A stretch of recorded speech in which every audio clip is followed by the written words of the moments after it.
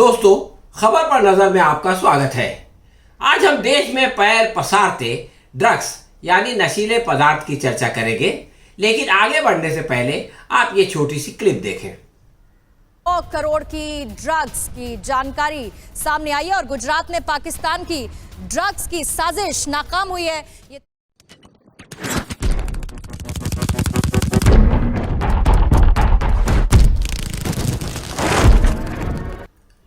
हाँ तो दोस्तों, आपने देखा कि हर कोई खुशी मना रहा है क्योंकि हमने पाकिस्तान की एक साजिश को नाकाम कर दिया। ये सही है कि पाकिस्तान को इन स्मगलरों पर नियंत्रण रखना चाहिए, परंतु क्या पाकिस्तान को दोष देने से इस समस्या का समाधान हो जाएगा?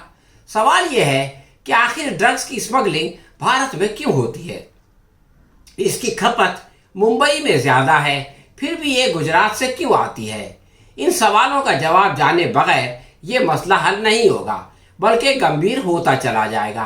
क्योंकि अभी इसी साल जून में 150 करोड़ की स्मगलिंग हुई, 150 करोड़ के नशीली पदार्थ पकड़े गए। सितंबर में तो 21,000 करोड़ की हीरोइन पकड़ी गई और अभी पिछले महीने नवंबर में 600 करोड़ की हीरोइन जब्त हुई। तो पहला प्रश्न ये है कि भारत में नशीली पदार्थ की स्मगलिंग क्यों होती है? इसका सीधा जवाब यह है कि यहाँ इसकी खपत है और यहाँ से इसे दूसरे देशों में भेजने की सहूलत है। उदाहरण के तौर पर अगर पाकिस्तानी जूता यहाँ से सस्ता हो, यानी भारत से सस्ता हो, और उसे अपने देश में स्मगल कर दिया जाए, तो क्या कोई उसको खरीदेगा? अगर नहीं खरीदेगा तो क्या कोई स्मगलर इसको भारत में भेजने की भूल करेगा? कभी नहीं करेगा। अगर भारत की ज़रूरत से ज़्यादा ड्रग्स यहाँ आ जाए और यहाँ से दूसरी जगह ना जा पाए, तो क्या ये स्मगलिंग इतने ज़ोरों शोर से चलेगी? कभी नहीं चलेगी। इसलिए केवल दूसरों को दोष देने से बात नहीं बनेगी। प्रश्न ये भी है कि क्या ये स्मगलिंग पहली बार हुई है? जी नहीं, ऐसा नहीं है। जैसा कि मैंने आपको बताया कि तकरीबन हर महीने या हर दूसरे महीने जो है एक बड़ा कंसाइनमेंट पकड़ा जाता है। गुजरात को एक आदर्श राज्य भी कहा जाता है। हमारे प्रधानमंत्री और गृह मंत्री वहीं से आते हैं। देश के सबसे बड़े उद्योगपति अंबानी और अडानी का संबंध भी गुजरात से है। इसके बावजूद ड्रग्स की स्मगलिंग वहीं क्यों होती है? क्या ये इसलिए होता है कि गुजरात इस काम के लिए सबसे ज़्यादा सुरक्षित राज्य है?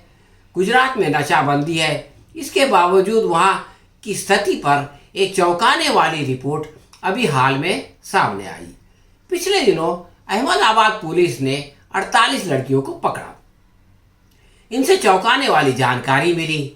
ज़्यादातर लड़कियां बड़े घरानों की और काफ़ी पढ़ी लिखी थी। नशे की आदत ने उन्हें जिस्म फरोशी यानी वेश्यावृत्ति तक जाने के लिए मजबूर कर दिया था। ऐसी एक लड़की ने दैनिक भास्कर को बताया कि किस तरह वो ड्रग्स के दलदल में उतरकर उसमें धंसती चली गई। अहमदाबाद पुलिस ने जब एक होटल पर छापा मारा तो 20 साल की एक लड़की मिली। वो अच्छे घर की शादीशुदा लड़की थी। उसने बताया कि किस तरह से ड्रग्स डीलर ने उसे एक पार्टी में बुलाकर अपने जाल में फंसाया। वहाँ कई पैसे वाले लड़के और लड़कियाँ थी और वो सब नशे के जाल में फंसे हुए थे और उसी में जो है वो झूम रहे थे। ये लड़की भी उस चक्कर में फंस गई और जो है वो नशा करने लगी। लेकिन कोरोना काल में उसके पिता का कारोबार समाप्त हो गया और जो है वो उसके पास पैसे कम हो गए, तो फिर इन लोगों ने उसे जिस्म बेचने पर मजबूर कर दिया। उसके हाथ पर और शरीर के अन्य भागों पर जो है वो निशान पड़े हुए थे, इंजेक्शन के निशान पड़े हुए थे। वो पुलिस से अंग्रेजी में बात कर रही थी और वो एक साइंस कॉलेज में पढ़ती थी, लेकिन नशे की लत ने उसे वहाँ पहुँचा दिया था। तो दोस्तों, वो जो लड़की है वो जब उसके पॉकेट मनी मिलना बंद हो गया, जब उसके पिता ने उसके पॉकेट मनी देना बंद कर दिया, तो कुछ दिनों तक उस नशे के डीलर ने उसे फ्री में डोज दिया। लेकिन बाद में उसने जो है वो बंद कर दिया। तो ये लड़की उसके सामने रोने गिड़गिड़ाने लगी। तो उसने कहा कि भाई अब तुमको जो है वो होटल में जाना पड़ेगा और जो है वो अपनी जिस्म फरोशी करनी पड़ेगी।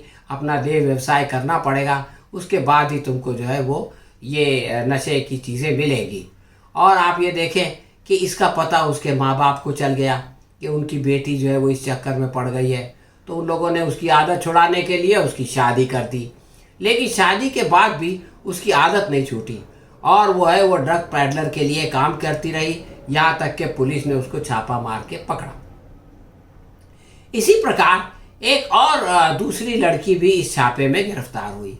वो एक जानी मानी कंपनी के मालिक की बेटी थी और उसको जो है वो शुरू में तो कोई परेशानी नहीं हुई, पर आगे चलकर जब पैसों की किल्लत हुई तो वो जो ड्रग पैडलर था उसने उसको फ्री में ड्रग देने से इनकार कर दिया और फिर आखिरकार उसको भी जो है वो जिस्म फरोशी पर या ये कि देह व्यवसाय पर मजबूर कर दिया। तो दोस्तों, इस तरह की 48 लड़कियों को अहमदाबाद की पुलिस ने पकड़ा, परंतु ऐसी कितनी और लड़कियां होगी कि जो इस जाल में आज भी फंसी हुई है और नशा कर रही है और अपने नशे की आदत को पूरा करने के लिए अपना जिस्म बेच रही है। इसका अंदाज़ा लगाना बहुत मुश्किल है। इस मुसीबत से छुटकारा पाने के लिए सबसे पहले तो हमें दूसरों को दोष देने के बजाय आत्मचिंतन करना पड़ेगा। अडानी पोर्ट पर जब 21,000 करोड़ की हीरोइन पकड़ी गई थी तो कांग्रेस के प्रवक्ता ने जो है वो 7 प्रश्न किए थे और अब राजनीति से उठकर उन प्रश्नों पर विचार करना पड़ेगा और उनका उत्तर ढूंढना पड़ेगा, तभी ये समाज जो है वो सही माना में नशा मुक्त हो सकेगा। अडानी के पोर्ट पर जब 21,000 करोड़ की हीरोइन पकड़ी गई थी तो कांग्रेस के प्रवक्ता सुरजेवाला ने 7 प्रश्न किए थे। राजनीति से उठकर अब हमें उन प्रश्नों का उत्तर ढूंढना पड़ेगा ताकि ये समाज सही मानों में नशा मुक्त हो सके। परंतु ये तो उसी वक्त होगा जब मोदी और शाह को कांग्रेस मुक्त भारत बनाने से फुर्सत मिले। लेकिन वो इस बात को सुने या ना सुने, आप जो है इसको सुनिए, देखिए कि सुरजेवाला ने अपनी जो है वो वीडियो में कौन कौन से गंभीर प्रश्न उठाए हैं। इसका मतलब ये है कि देश में एक बहुत बड़ा ड्रग कार्टेल है जो सरकार की नाक के नीचे फल फूल रहा है।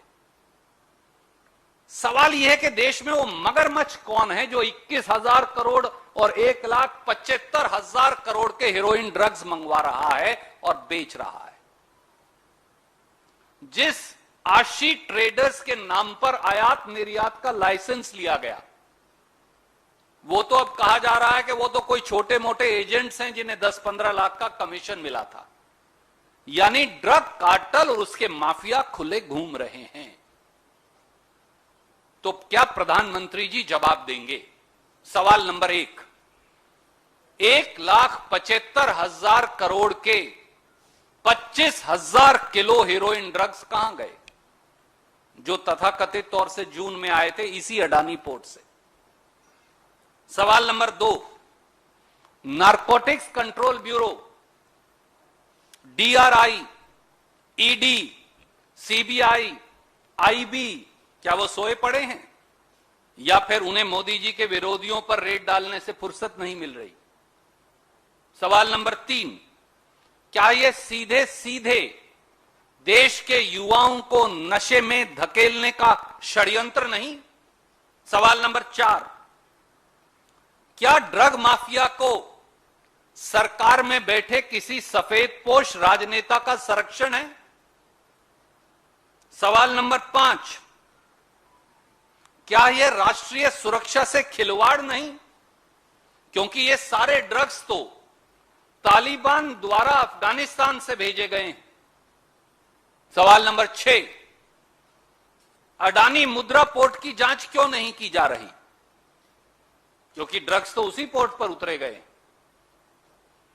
सवाल नंबर 7, क्या प्रधानमंत्री और सरकार देश की सुरक्षा में फेल हो गए हैं? तो फिर क्या ऐसे में पूरे मामले की जांच सुप्रीम कोर्ट के सिटिंग जजेस के कमीशन से नहीं होनी चाहिए? ये देशद्रोह से कम कुछ नहीं। 1,75,000 करोड़ के ड्रग्स जून 2021 में आ गए आपको मालूम ही नहीं, ये कैसे हो सकता है? और ये बताइए साहब, विजयवाड़ा की कंपनी आंध्र प्रदेश के पोर्ट से ड्रग्स मंगवाए, वहां पकड़े जाएं तो समझ में आ सकता है, गोवा से मंगवाए तो समझ में आ सकता है, वहां भी पोर्ट है, तिरुवनंतपुरम में भी पोर्ट है, वो गुजरात से क्यों मंगवा रहे हैं आकर? ये क्या माजरा है? इसकी भी जांच होनी चाहिए। दोस्तों, आपने देखा कि किस तरह से इस समस्या को जो है वो इस वीडियो में पेश किया गया है और इसके समाधान के लिए कुछ जो है वो महत्वपूर्ण प्रश्न उठाए गए हैं। हम उम्मीद करते हैं कि सरकार इस पर ध्यान देगी और इस समस्या के समाधान के लिए जो है वो सही कदम उठाएगी। हाँ तो दोस्तों, ये थी हमारी आज की समीक्षा। आपको कैसी लगी कमेंट बॉक्स में लिखकर बताएं। पसंद आए तो लाइक या शेयर करें और हम बहुत जल्द किसी नए प्रश्न के साथ आपकी सेवा में फिर उपस्थित होंगे।